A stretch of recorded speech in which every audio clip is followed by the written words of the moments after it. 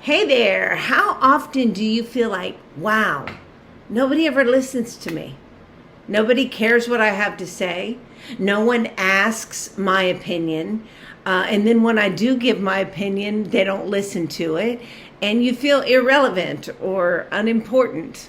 Yeah, that's a typical thing. I think our minds play that trick on us, and I think the enemy also is always trying to convince us that we're not relevant. And because if we feel bad about ourselves, it's hard to give to other people.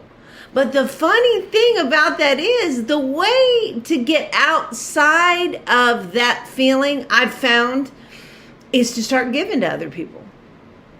It's funny because it's like a cycle. It's when you're doing for other people and giving for other people, all of a sudden people come out of the woodwork going, hey, how are you doing? And what's happening with you? And I don't know. Or the feeling of my lack of worth, or that nobody cares, or that I'm not relevant, it fades away because I start seeing people feel different about themselves and feel positive or encouraged or whatever it is that I'm trying to give to them. Because you don't feel important or you don't feel as significant, start operating in your purpose. My purpose is definitely to encourage and motivate and help and bring hope to the hopeless and faith to the faithless. And yes, it's obvious that that's part of my purpose. It's part of my ministry.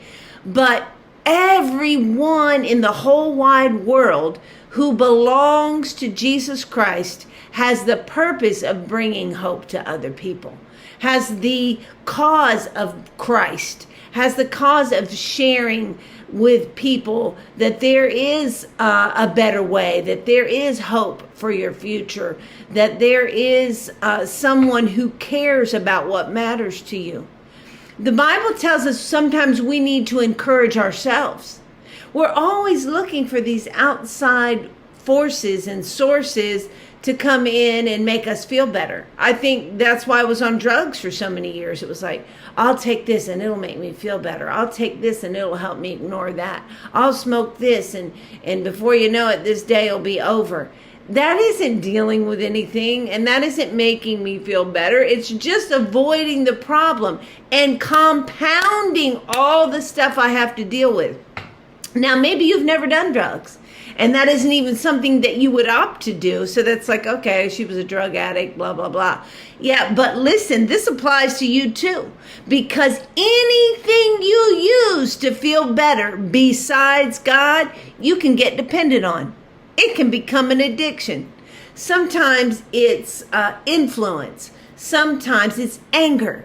You ever meet somebody who's just mad all the time? They fly off the handle at the silliest, stupidest things. That's what they use to feel empowered, to feel better, to feel, I don't know what, because it makes no sense to me. I'm not an angry person, so I never get it. But that's okay. They didn't get my drug addiction either. And they got mad at me because of it. No, but I'm just saying it isn't our job to understand other people's problems. Our job is to be so full of Jesus that other people feel hope when they're around us. When you're connected to Christ in a supernatural way, when you're talking to Him and depending on Him and relying on Him and seeing Him answer your prayers, there's an excitement, enthusiasm that just grows in you that's unstoppable. And the world is attracted to that. It isn't about us telling them what they need to do to change their life or giving them a list of instructions for a better way to live for Christ. No, it's about being so full of hope and so full of joy and so full of satisfaction, they can't help but be attracted to you. You know, when I go to the grocery store, everyone in the grocery store knows me. And really, I say to myself, this isn't you. This isn't you, Texas. they're attracted to? It's Jesus. And it's Jesus in me because I know what a mess up I am apart from Christ.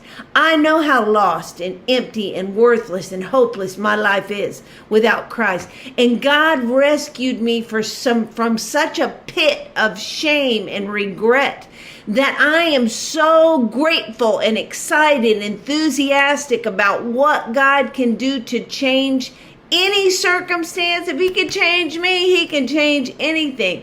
And I'm so excited about that it oozes from me.